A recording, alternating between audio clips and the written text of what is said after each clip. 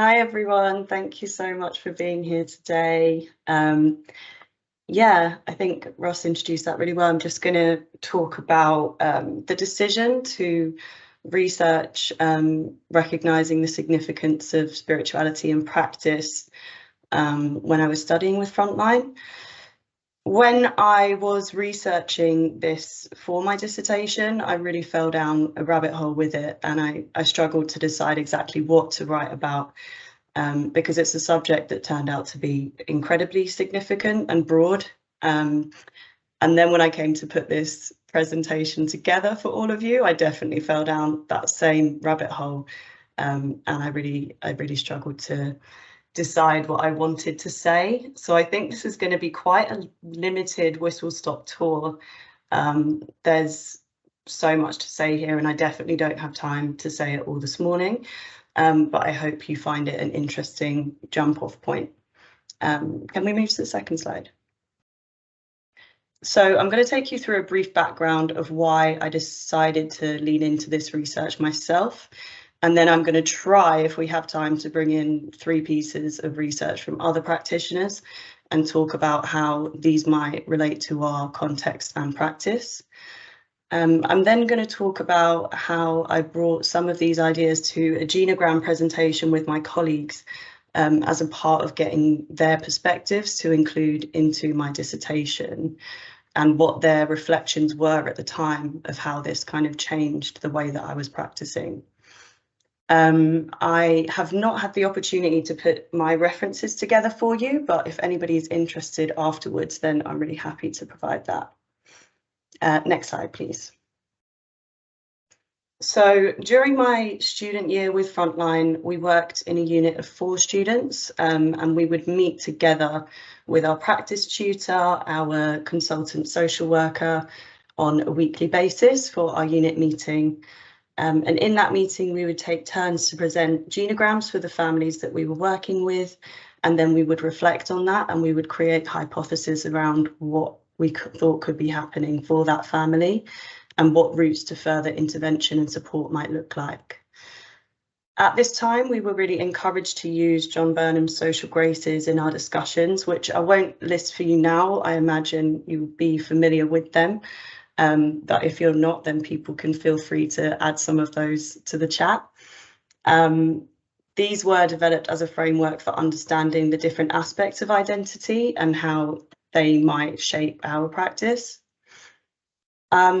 At that time, I just began to pick up on how religion and spirituality were social graces that I found I wasn't particularly drawn to and often overlooked. The real image that I remember from that time is having a family genogram with no religion written on the top, which is one way to really hinder a wider conversation about the topic. So I saw this as quite a problematic pattern to my practice, and it wasn't really aligned with where I wanted to be in terms of being a practitioner who promoted equality and diversity. So I decided that for my dissertation, I wanted to lean into that blind spot and kind of draw it into my frame of reference and recognise the significance that they could have for a family. One of the first things that occurred to me here was reflecting on my own experience of religion and spirituality within my own family system or my own network. If I completed a family genogram for myself, it is one that would say no religion on the top. But the quote that you can see in front of you here actually came from a member of my family, reflecting on their own experiences of growing up Catholic and how that felt for them.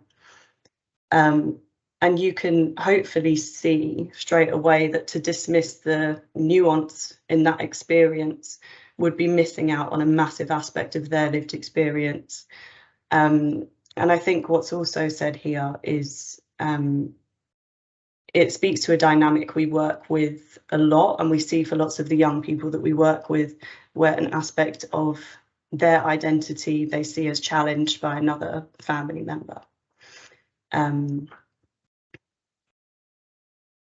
we go to the next slide, please? So after reflecting a little bit on myself and where I was coming from, I moved into researching in preparation for my dissertation. And I think this is an interesting piece of research to show you all and to move to about how the social work profession engages with religion and spirituality in societies or communities where religion has been a site of political conflict. I think that religion is often a site of political conflict, and this kind of speaks to what we saw in the quote earlier about how it can be something quite challenging and sensitive to talk about. So yeah, I was drawn to it in terms of thinking about the sites of conflict within the relationships we have with each other and the way our identities can appear as a challenge to somebody else's. So Patricia Carlisle is working in the context of mental health social work in Northern Ireland, and she creates a qualitative small-scale study with the social workers and service users there. She raises that there's an established body of research that demonstrates that spirituality, inclusive of religion, is generally associated with greater well-being, less depression and anxiety, greater social support, and less substance abuse. However, what she finds when she completes interviews with service users and social workers is that religion is not discussed. Interestingly, the social workers actually report to her that there is a question on their assessment forms that they're supposed to ask, which is about religion, but they state that they don't always ask that question.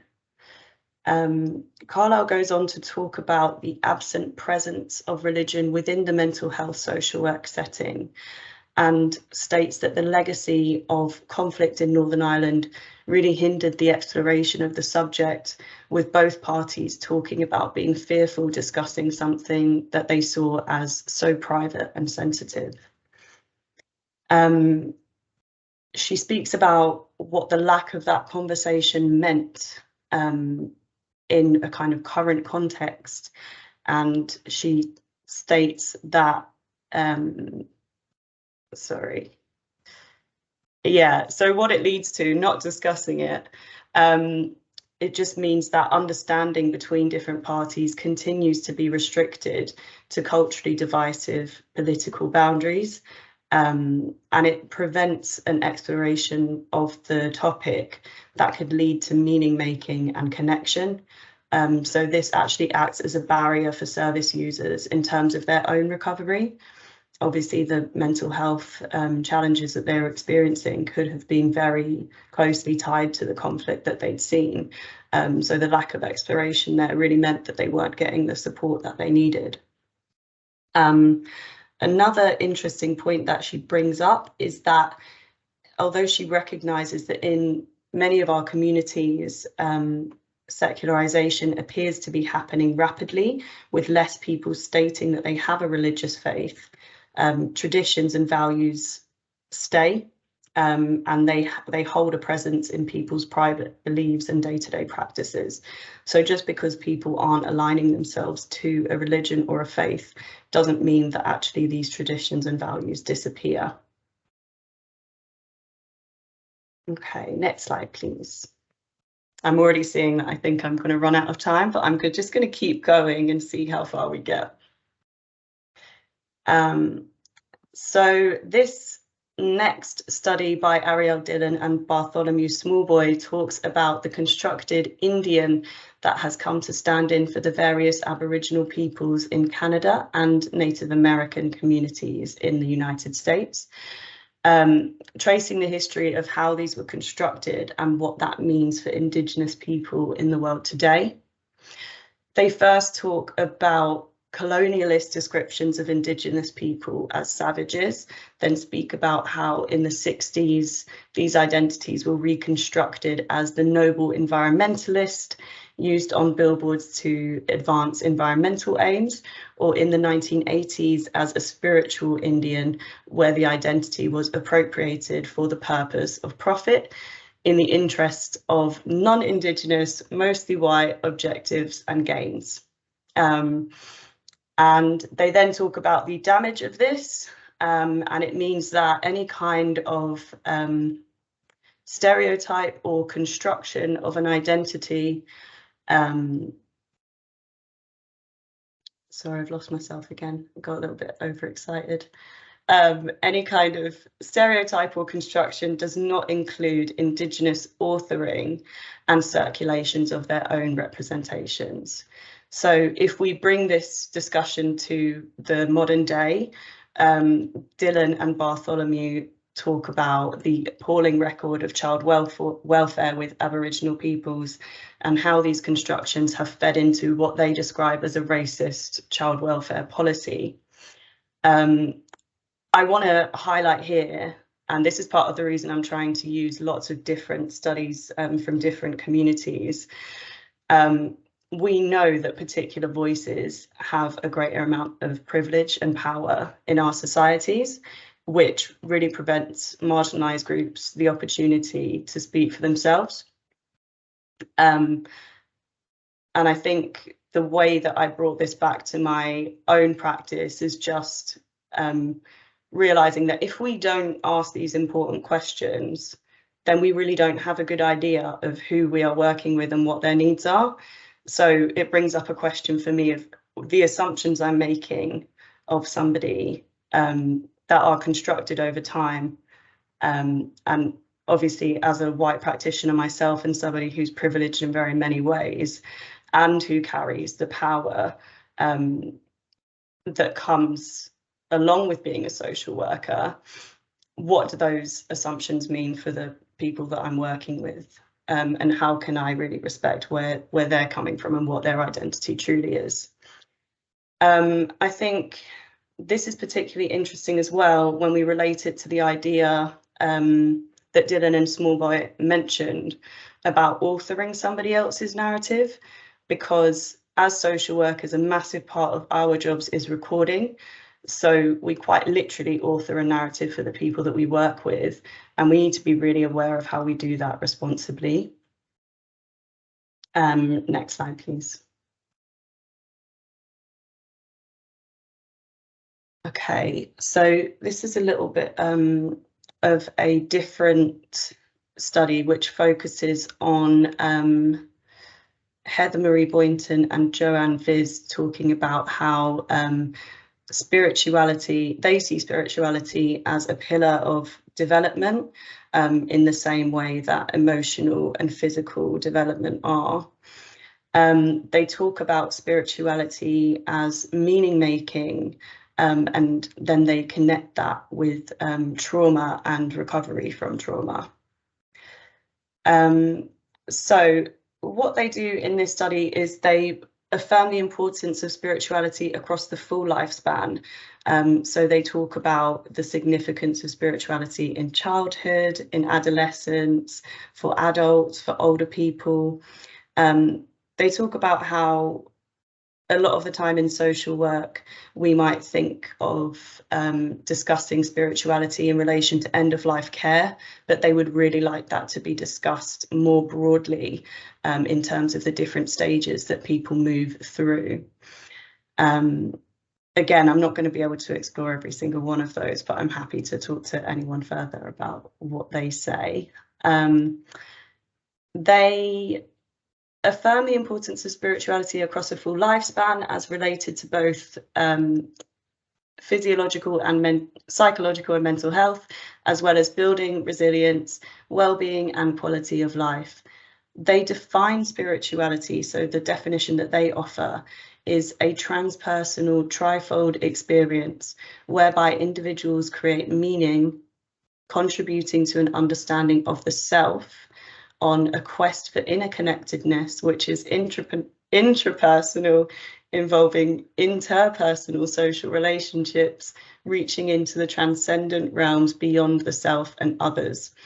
So they describe it as being about who we are and our sense of self and what the purpose of life is and how we fit into it.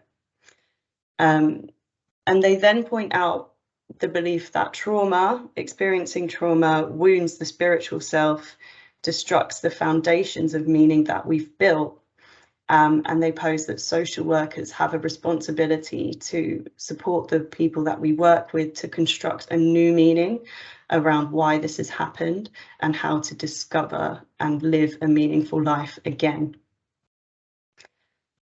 So I've tried to explain that a little bit further, because I know that this stuff took me a while to wrap my head around, so I'm not really sure how you guys are hearing it. But what they're saying is when a person experiences trauma, it disrupts the worldview that they've established and the meanings that they've constructed over their life. And they then say that meaning connected to trauma includes 2 steps. One is to find meaning in the event itself and why it occurred, and the other includes retaining or creating a meaningful view of life despite the event. And that's what they would like social workers to do, is really help their service users to create a new meaning on what they have experienced. Can we move to the next slide, please?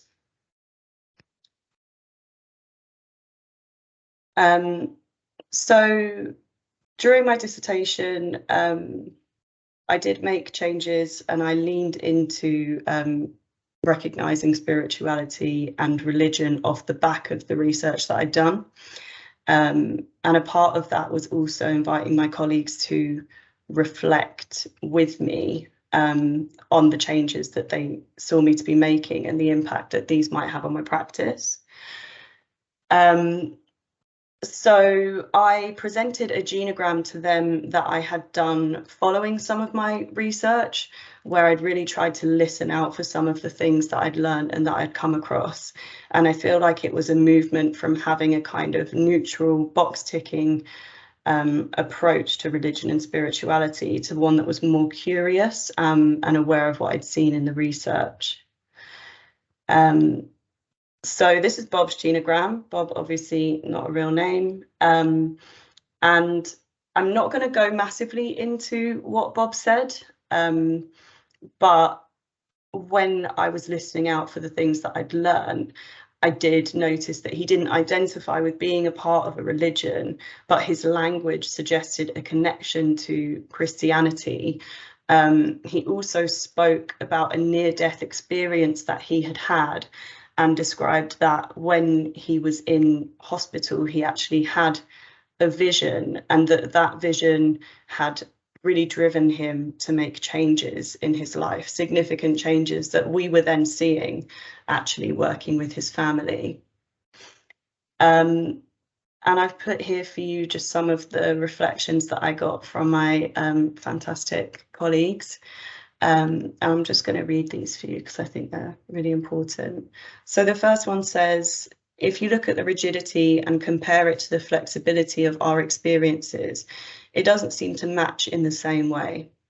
If you could break down religion and spirituality, maybe people could relate to it. Burnham's graces, they aren't a question of yes or no, it's a question of what or how. The next one says, a lot about quotas and boxing. Putting in boxes doesn't work. It means different things for everyone. The next one says, what does putting people into these categories on forms mean for our government? There's so much emphasis on definition. And the last one says, what are his spiritual ideas and how do they relate to how he was, is, and wants to be?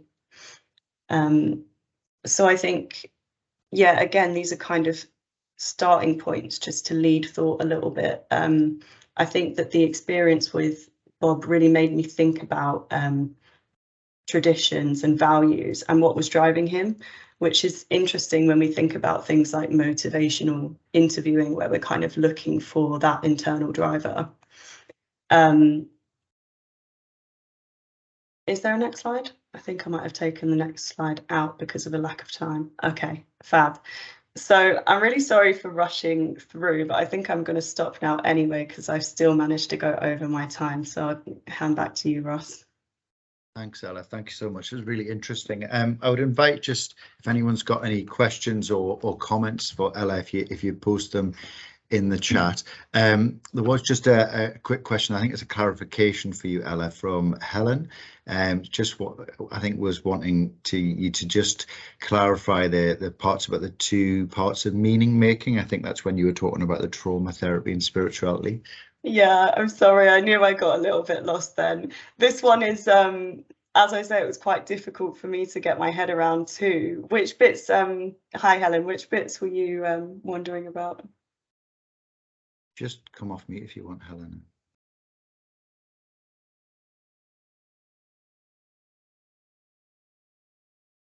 Or you can type it in. Sorry. The two parts about meaning making, maybe the, was it when I was talking about? I think it was when you were talking about the So therapy and spirituality. Yeah, so what they say is that spirituality is about meaning making and the meaning that we attached. Yeah, and the meaning making that we kind of build up in our lives about who we are and how we see our spiritual selves. They say that meaning connected to trauma includes two steps.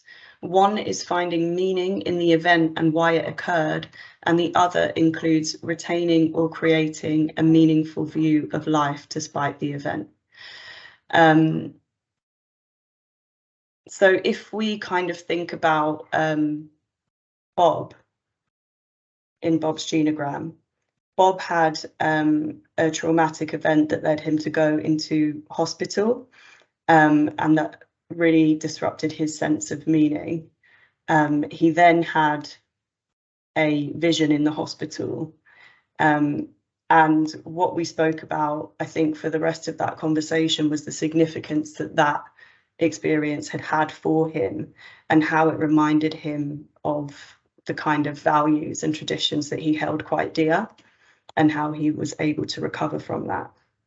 I don't know if that works as an example. Thanks, Ella. There's just another question come from Amy. I think it's with regards to unaccompanied asylum seeking children. Are there any experiences that you've had or research that you've come across that she could read up on with regards to their journeys and or assimilation in new societies and culture? I don't know if you found anything in relation to that, Ella. So I'm just reading the question 100 times. This is, I'm not very good at answering questions on the spot, so that's, I'm not very well suited to this. But Amy, I mean, it's definitely something that I can think about. I think it really, what you want to do is really find out who they are. Yeah, that's something that I'd have to think about. I think is a really interesting question. I think first point of call for me would be to find out who they are as much as I can and what was important to them for our work moving forwards. Because obviously if you say that they have a religion or something like that, until you kind of ask them those initial questions about what it means, you could be working with somebody who you're kind of making assumptions about, right, and about their culture and their beliefs.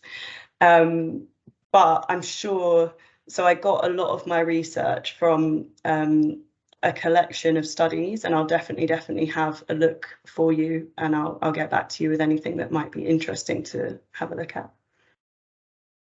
Amy, did you have a follow-up question? Not as such. Thank you, Ella. Can you hear me okay? Yes. By the way, yeah.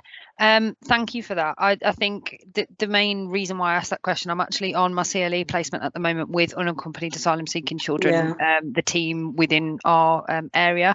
And I think just given the way the world's moving at the moment and issues surrounding migration and different sort of barriers, not just with culture and religion but also language, I think that's where that question came from. And I completely agree with what you said there about this idea of speaking for rather than creating that meaning with people who are of different religious backgrounds or cultural backgrounds to ourselves.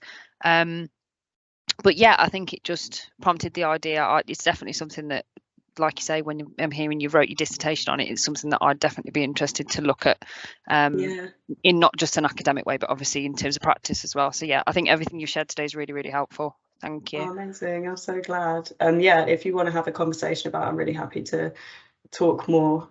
Maybe you can borrow this massive book that I bought for my dissertation and put it to good use. Sounds great. Thank you very much.